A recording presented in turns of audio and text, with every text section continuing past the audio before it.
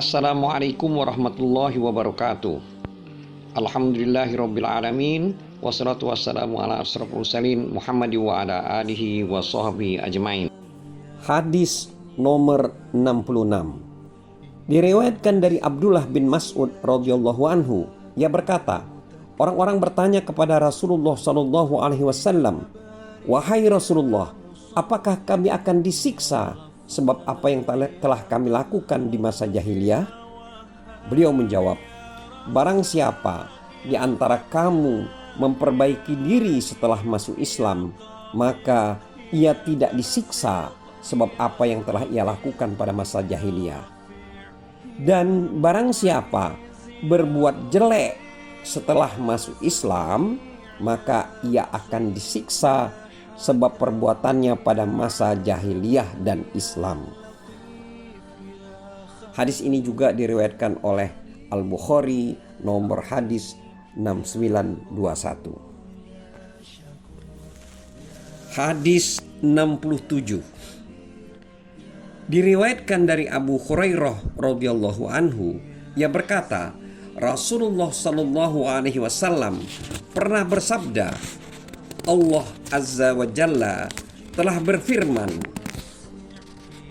apabila hambaku berniat akan melakukan kebaikan, maka aku mencatat baginya satu kebaikan selama ia belum melaksanakan atau melakukan kebaikan itu.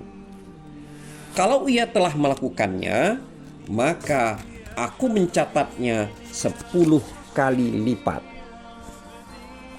Apabila hambaku berniat akan melakukan kejelekan, maka aku mengampuninya selama ia belum melakukan kejelekan itu. Jika ia telah melakukan kejelekan itu, maka aku mencatat apa adanya, yaitu tanpa kelipatan. Rasulullah SAW bersabda, malaikat bertanya, bagaimana dengan hambamu yang berhasrat melakukan kejelekan, sedang ia lebih tahu terhadap hasratnya? Allah menjawab, perhatikanlah dia. Kalau dia melakukan kejelekan itu, maka tulislah apa adanya. Dan jika ia meninggalkan kejelekan itu, maka tulislah baginya satu kebaikan, karena ia meninggalkan kejelekan itu demi aku. Rasulullah SAW bersabda, bila salah seorang dari kamu memperbaiki Islamnya, maka setiap kebaikan yang ia lakukan dicatat 10 hingga 700 kali lipat. Dan setiap kejelekan yang ia lakukan dicatat apa adanya sehingga ia mati.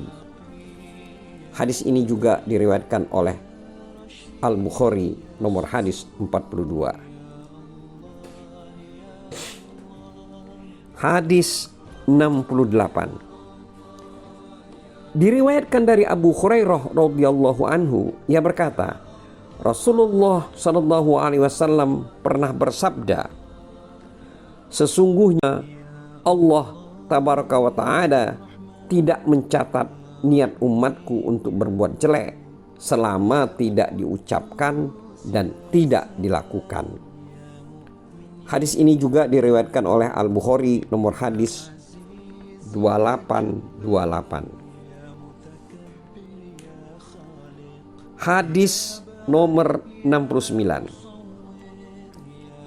diriwayatkan dari Abdullah bin Amru bin Ash radhiyallahu anhu, bahwasanya seorang laki-laki bertanya kepada Rasulullah sallallahu alaihi wasallam, bagaimana muslim yang terbaik?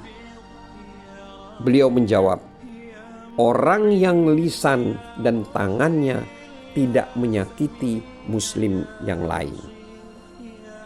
Hadis ini juga diriwayatkan oleh Al-Bukhari nomor hadis 10. Hadis nomor 70 diriwayatkan dari Urwah bin Az-Zubair bahwa Hakim bin Hisam memberitahukan kepadanya, sesungguhnya ia, Hakim bin Hisam, pernah bertanya kepada Rasulullah sallallahu alaihi wasallam, wahai Rasulullah, bagaimana menurut Anda tentang kebajikan yang pernah saya lakukan pada masa jahiliyah, seperti misalnya sedekah atau memerdekakan budak atau silaturahim, apakah ada pahalanya? Rasulullah SAW menjawab, kamu telah masuk Islam dengan tidak mendapat kebajikan, pahala kebajikan sebelumnya. Hadis ini juga diriwayatkan oleh Al-Bukhari, nomor hadis 1436. Hadis nomor 71.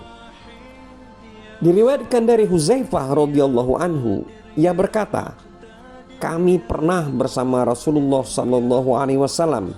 Kemudian beliau bersabda, hitunglah berapa banyak orang yang mengucapkan Islam. Kata Huzaifah, kami berkata, wahai Rasulullah, apakah Anda mengkhawatirkan kami, sedangkan kami antara 600 hingga 700 orang? Beliau bersabda, sesungguhnya kalian tidak tahu kemungkinan kalian akan diuji. Maka kata Huzaifah, maka kami pun diberi ujian, sehingga salah seorang dari kami tidak melakukan sholat kecuali dengan sembunyi-sembunyi. Hadis ini juga diriwayatkan oleh Al-Bukhari, nomor hadis 3060.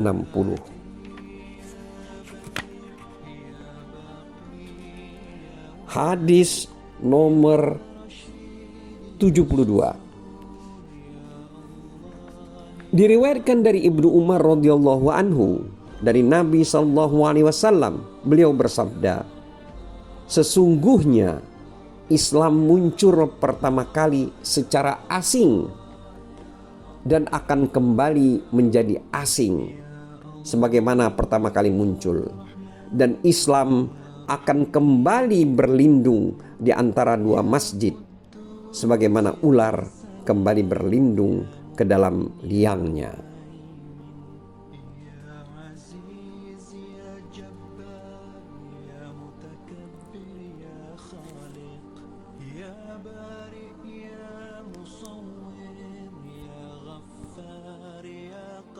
Wallahu a'lam bissawab. Wassalamualaikum warahmatullahi wabarakatuh.